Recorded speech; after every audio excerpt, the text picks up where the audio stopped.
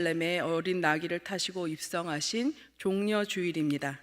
그리고 십자가를 죽으시고 3일 만에 다시 사신 부활을 기다리는 고난 주간의 시작이기도 합니다. 신약 성경 통독도 이번 주간으로 마무리가 되어지는데요. 끝까지 열심히 경주하시는 저와 여러분이 되셨으면 좋겠습니다. 이제 아지랑이가 피고 눈꺼풀이 내려앉는 봄이 찾아왔습니다. 이 자리에 계신 여러분들과 또 영상으로 함께 하시는 분들 모두 함께 인사 나누는데요. 옆자리를 보면서 함께 하고 나누겠습니다 하고 인사해 주시기 바랍니다. 함께 하고 나누겠습니다. 예, 다시 한 번만 인사 나누겠습니다. 함께 하고 나누겠습니다. 뭘 함께 할까요? 예, 기쁨을 함께 합니다. 그럼 뭘 나눌까요? 예, 아픔을 함께 나눕니다. 이것이 교회가 가진 공동체입니다. 제가 몇 년 전에 써놓은 글을 하나 읽어드리겠습니다. 이 글은 이제 세탁기가 고장이 나가지고 더 이상 사용하지 못하게 될 때 제가 써놓은 글입니다. 세탁기 옹을 기리며 13년간 함께 살아오신 저희 집 세탁기 옹께서 오늘 완전히 운명하셨습니다. 언 13년을 동고동락하며 4번의 이사에도 끄떡없이 버텨주고 입구까지 빨래를 밀어 넣어도 군말 않고 해결해줬던 세탁기가 돌아가셨습니다. 사람의 나이로는 100세가 넘는답니다. 모터를 살리면 클러치가 고장나고 그걸 고치면 누름판이 고장난답니다. 왜 이렇게 우리네 삶이랑 똑같은지. 무릎 고치면 허리 아프고 허리 고치면 속이 안 좋고, 우리도 이 세탁기처럼 끝이라는 단어가 찾아오겠지요. 그래도 감사한 건 쓸모가 있었다는 것입니다. 세탁기 옹에게 고마워하는 이 아줌마가 있다는 것입니다. 이 세상은 참 살아볼만 합니다. 누군가 기억하는 것과 누군가 고마워해주는 사람이 있는 것이 세상을 참 살아볼만 하게 해줍니다. 13년을 함께했던 세탁기가 고장이 나서 아쉬운 마음에 썼던 글입니다. 여러분, 상실이라는 단어를 들어보셨습니까? 상실이란 어떤 것이 아주 없어져 버리거나 사라지는 것을 말합니다. 어떤 사람과 관계가 아예 끊어져 버리는 것을 말합니다. 세탁기가 없어지는 아쉬움을 상실이라고 표현하면 세탁기에게 고마워하는 마음을 전하는 과정을 애도라고 말합니다. 아줌마는 기계와도 대화가 가능합니다. 그렇죠? 그래서 기계와도 작별 인사를 했습니다. 세탁기를 잃은 상실감은 작은 애도의 글과 또 더 큰 용량의 세탁기를 집으로 들여오므로 금방 치유가 되었습니다. 상실들을 메꿀 수 있는 대체가 가능할 때 이 애도의 과정은 마무리가 잘 되어집니다. 그러나 인생에게 도대체 대체할 수 없는 상실이 찾아옵니다. 그것은 사랑하는 사람을 하늘나라로 먼저 보낸 상실일 것입니다. 이 상실에 대한 애도 과정을 세상 사람들은 5단계로 나눠놨는데요. 부인과 분노, 또 협상과 우울 단계, 수용의 단계, 이렇게 5단계로 나눠 놓았습니다. 첫 번째는 부인하는 단계입니다. 이 단계에서는 이게 나한테 일어났어? 이건 사실이 아니야. 끊임없이 스스로에게 이게 진짜 나한테 일어난 일이야? 사실이 아니야 라고 부인을 합니다.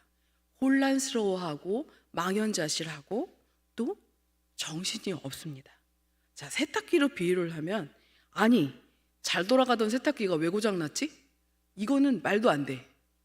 다시 눌러보면 잘 될 거야 라고 말하는 것과 같습니다. 두 번째는 분노의 단계가 찾아옵니다. 부인 단계에서 현실을 자각하게 되면 왜 이런 일이 나한테 일어났지? 분노를 표출하게 됩니다. 분노의 대상은 자기 자신일 수도 있고 타인일 수도 있고 하나님이 될 수도 있습니다.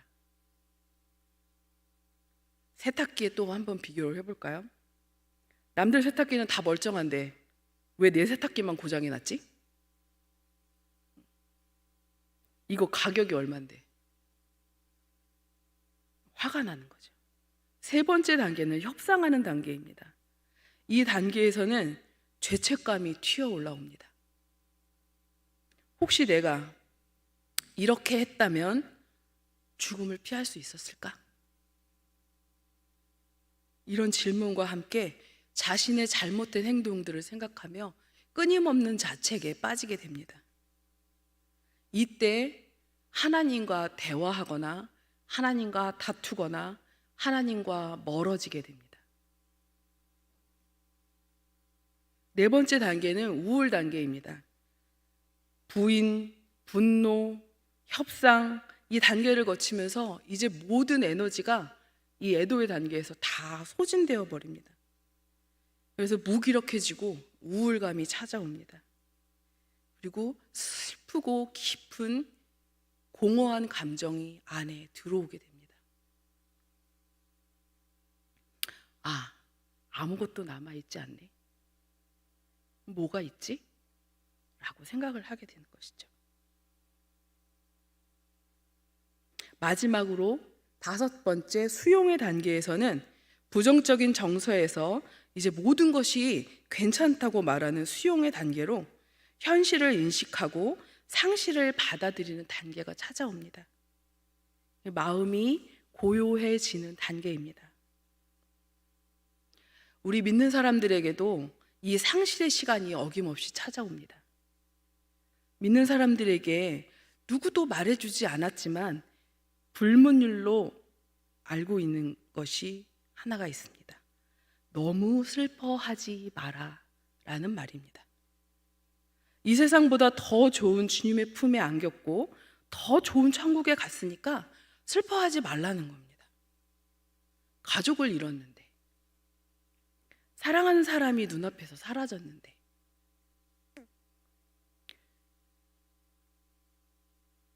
조금 슬프지만 천국에서 기쁘게 생활할 거라는 말로 스스로를 위로하고 다독입니다. 그러나 잘 위로가 되지 않습니다. 요한복음 11장 33절에서 35절의 말씀을 우리 같이 읽어보겠습니다. 예수께서 그가 우는 것과 또 함께 온 유대인들이 우는 것을 보시고 심령에 비통히 여기시고 불쌍히 여기사 이르시되 그를 어디에 두었느냐? 이르되 주여 와서 보옵소서 하니 예수께서 눈물을 흘리시더라.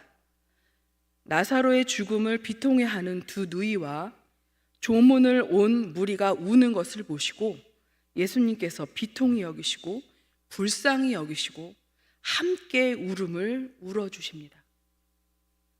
상실을 경험한 이들과 함께하는 모습이 어떠한지 우리는 이 예수님의 모습을 통해서 알 수 있습니다. 충분히 슬퍼하고 충분히 아파할 때, 또 충분히 울고 충분히 분노하고 고통스러워할 때 이 상실의 시간은 흘러갑니다. 그리고 주변에서 함께 아파하고 자신이 아팠던 경험을 마음으로 나눌 때 공동체는 하나가 되어집니다. 혹시 애도의 과정에 계신 분이 계십니까? 주변 분들과 많이 이야기를 하시기를 권합니다. 주변 분들이 내미는 손길을 하나님의 위로하심으로 받으시기를 구합니다. 화도 내시고 울기도 하시고 또 그리고 잘 챙겨 드시길 바랍니다.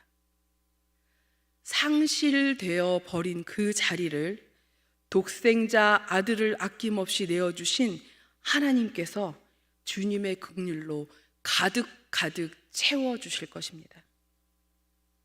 말할 수 없는 은혜로 하나님께서 충만하게 채워주실 것입니다. 전 세계가 똑같이 경험하고 있는 상실감이 하나 더 있습니다. 뭐죠? 전 세계가 똑같이 다 경험하고 있어요. 예, 바로 코로나로 인해 생긴 일상에 대한 상실입니다. 이것을 코로나 블루라고 하는데요. 코로나와 우울감이 합쳐진 말입니다. 우리의 일상생활에 닥친 큰 변화로 인해 우울감과 무기력증을 경험하는 것을 말합니다. 코로나는 우리의 생활 전반을 모두 다 흐트러 놓았습니다. 특히 신앙생활에 많은 변화가 찾아왔습니다. 현장 예배와 대면 예배, 줌 모임, 온라인 예배라는 말이 생겨났는데요.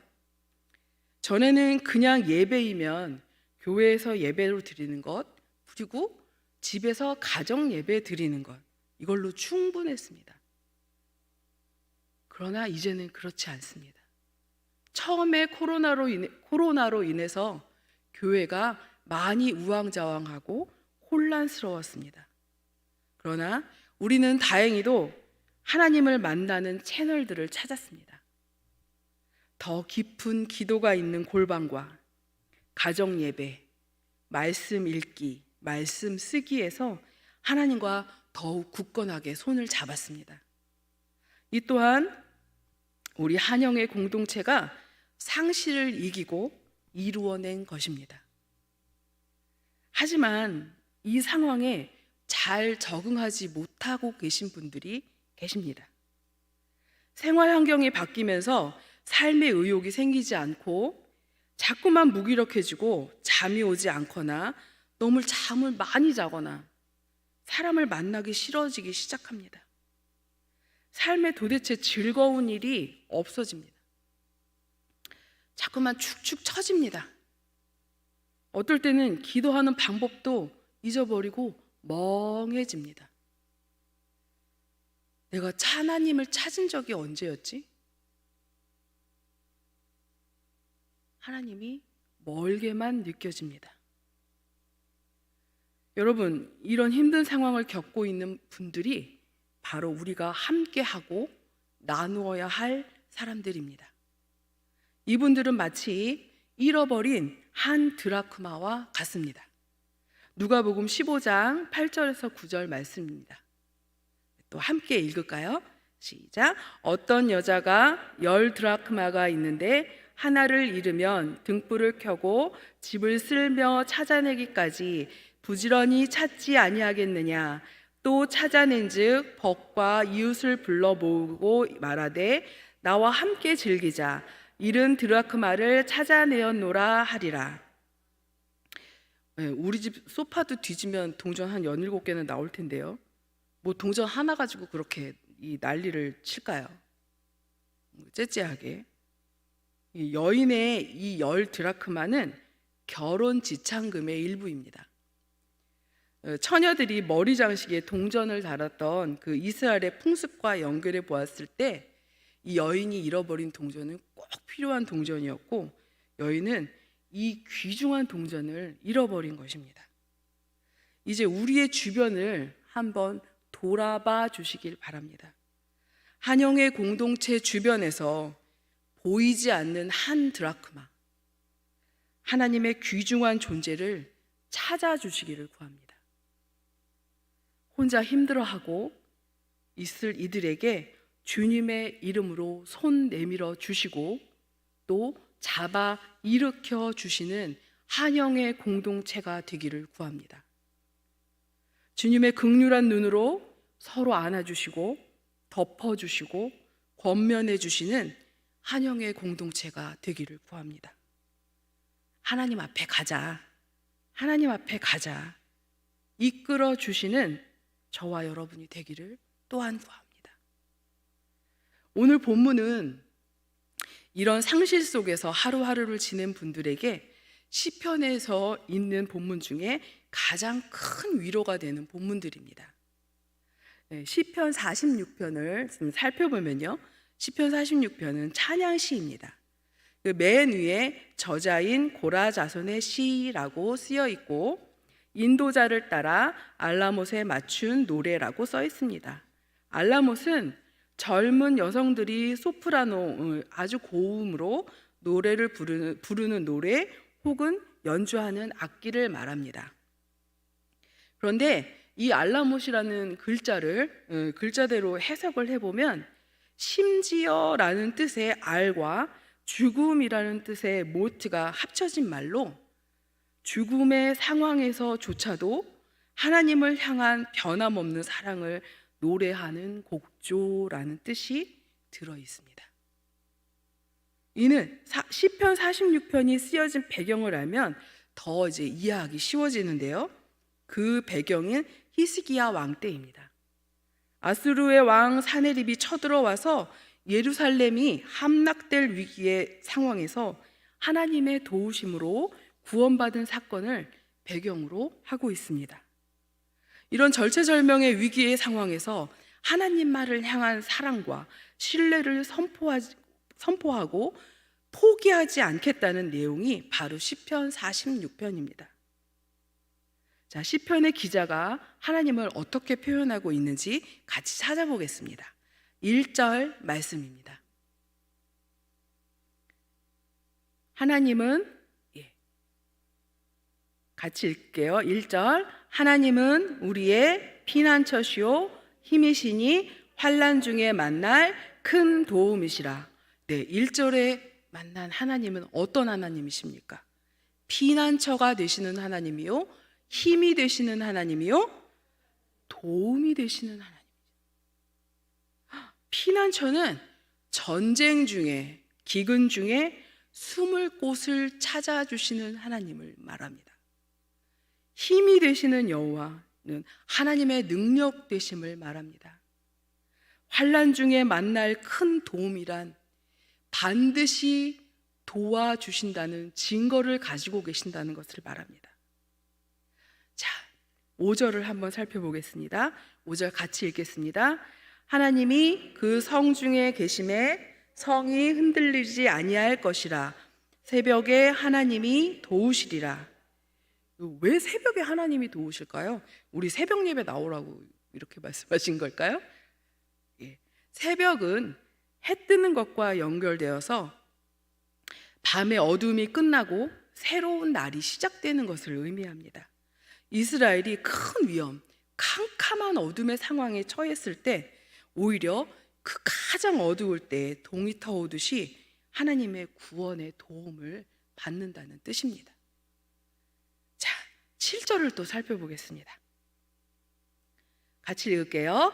만군의 여호와께서 우리와 함께 하시니 야곱의 하나님은 우리의 피난처시로다. 7절에 나타난 하나님은 어떤 하나님이십니까? 함께 하시는 하나님이십니다. 다시 피난처이신 하나님이십니다. 만군의 여호와, 히브리의 말로 여호와 체바오트, 원뜻은 군대들의 하나님이란 뜻입니다. 여호와 체바오트 대신 우리의 만군의 하나님은 무수한 하늘의 군대를 소유하고 계셔서 우리의 연약함을 도우시는 분입니다. 세상의 모든 것을 다 잃어버린다 해도 하나님 한 분만 계시다면 원수들의 한복판에 서 있어도 기뻐 뛰어놀 수 있습니다. 자, 9절의 하나님은 어떤 하나님이십니까? 같이 또 읽어볼까요? 그가 땅끝까지 전쟁을 쉬게 하시며 활을 꺾고 창을 끊으며 수레를 불사르시는 도다. 어떤 하나님이십니까? 땅끝까지 전쟁을 쉬게 하시는 하나님이십니다. 이것은 역사적으로 아수르 군대를 격파한 사건을 말하고 있습니다. 사네립이 그 군대를 몰고 왔을 때 예루살렘을 포위했지만 하나님께서 아수르를 물리쳐 주시고 또 이기게 하신 사건을 의미합니다. 여러분, 우리의 심령 가운데 일어나는 모든 전쟁들을 여호와 체바오트 되시는 하나님께서 이겨주시고 또한 승리의 자리에 서게 해주십니다. 무릎을 꺾지 마시고 여호와 하나님의 이름으로 당당히 걸어가시는 여러분이 되시기를 소망합니다. 10절의 말씀을 같이 읽겠습니다. 시작. 이르시기를 너희는 가만히 있어 내가 하나님 됨을 알지어다. 내가 문 나라 중에서 높임을 받으리라. 내가 세계 중에서 높임을 받으리라 하시도다. 네, 쉬운 성경으로 한 번만 더 읽겠습니다. 조용히 하여라. 내가 하나님인 것을 알라. 나는 모든 나라들 위에 높임을 받을 것이며 온 지구상에서 가장 높은 자가 될 것이다. 10절에는요, 두 개의 명령이 나옵니다. 하나의 명령은 어떤 것이에요? 가만히 있어라. 네, 가만히 있어라.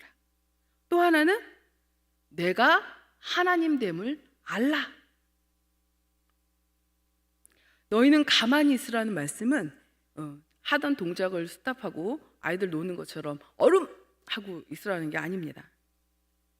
나의 생각과 나의 계획을 멈추라는 것입니다. 쓰려던 수를 멈추라는 것입니다. 하나님 됨을 안다는 것은 하나님께서 다스리심을 인정하고 하나님이 하나님 됨을 고백하며 나아가는 것입니다. 자, 지금 이 자리에서 하나님이 하나님 되심을 우리 함께 고백해 보겠습니다. 자, 우리 같이 해보실게요. 하나님은 하나님 되십니다. 한 번만 더 고백해 보겠습니다. 하나님은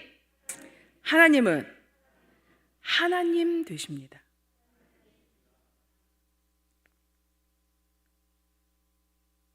이것이 우리의 삶 전체를 다스리시고 또 주관하시는 하나님의 주권에 대한 인정입니다.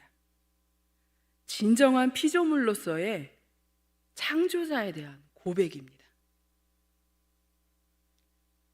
상실의 자리에 계십니까? 무엇을 잃었던지 그 자리를 충족해 주시는 분은 여호와 하나님 한 분뿐입니다. 이것을 꼭 기억해 주시길 바랍니다. 그리고 저와 여러분은 또 한 번의 상실을 맞이할 준비를 하고 있습니다. 우리는 이 한 주간 매우 특별한 이별을 준비합니다. 특이하게도 이 이별은 매년 반복됩니다. 매년 반복되다 보니까 날 구원하신 예수 그리스도의 죽음은 참 많이 무뎌집니다. 저는 이번 사순절을 보내며 십자가도 부활도 도무지 마음에 닿지 않는 것을 깨닫고 있었습니다. 그저 한 번 지나가는 행사처럼 사순절을 지내고 있는 저의 모습을 보았습니다. 아버지가 소천하신 지 6년이 다 되어 가는데 아버지를 생각하면 아직도 가슴 한편이 쓰리고 아픈데고 그리운데 예수님의 십자가 사건이 그저 문자로만 읽어지는 제 자신을 본 것입니다. 부활이 있으니까 그렇지. 다시 살아나신 하나님을 믿는 부활 신앙이 있으니까 그럴 거야 하고 스스로를 위로해 봅니다. 그러나 십자가 없는 부활은 실체가 아닌 것처럼 공허합니다. 방법을 찾을 수 없었습니다. 뭘 어떻게 해야 할지, 어디서부터 시작을 해야 할지 알 수 없었습니다. 십자가를 묵상하고 다시 묵상하고 에잇 하고 성격대로 집어 던졌다가 가슴이 답답하여 다시 묵상을 합니다. 그리고 문득 십자가를 바라보았을 때 그 속에 내가 있지 않음을 보았습니다. 날 위해 죽으신 십자가에 내가 없기에 십자가가 내게 아무런 의미가 느껴지지 않았던 것입니다. 사순절이, 고난주간이 문자로만 인지되었던 것입니다. 너무나 단순한 이 원리를 깨닫고 나의 십자가를 대신 지신 예수 그리스도를 묵상하기 시작했습니다. 그리고 십자가의 고통과 대신 지신 예수 그리스도의 마음이 저에게 전달되어져 왔습니다. 예수 그리스도의 상실은 실로 우리에게 넘을 수 없는 죽음의 경계를 넘는 놀라운 일이 일어나게 하셨고, 우리의 삶이 예수님으로 다시 살아나서 반짝거릴 수 있도록 해주셨습니다. 여러분, 이 한 주간 나와 상관이 있는 예수 그리스도의 상실을 경험해 보지 않으시겠습니까? 나 위에 대신 죽으신 십자가를 묵상해 보시지 않으시겠습니까? 내 십자가에 찾아오셔서 나 대신 피 흘려 주신 예수님을 만나시고 함께 하시는 한 주간이 되시기를 소망합니다. 기도하겠습니다. 하나님, 수많은 상실 속에서 서로 안아주고 서로 위로할 수 있는 공동체를 허락하여 주심을 감사드립니다. 이 안에서 하나님의 나라를 이루어가는 저희가 되게 하여 주시옵소서. 이 한 주간 예수 그리스도의 상실을 경험하며 고난과 십자가를 묵상하는 한 주가 되게 하여 주시고, 부활의 소망이 우리 안에 꿈틀거리게 하여 주옵소서. 예수 그리스도의 이름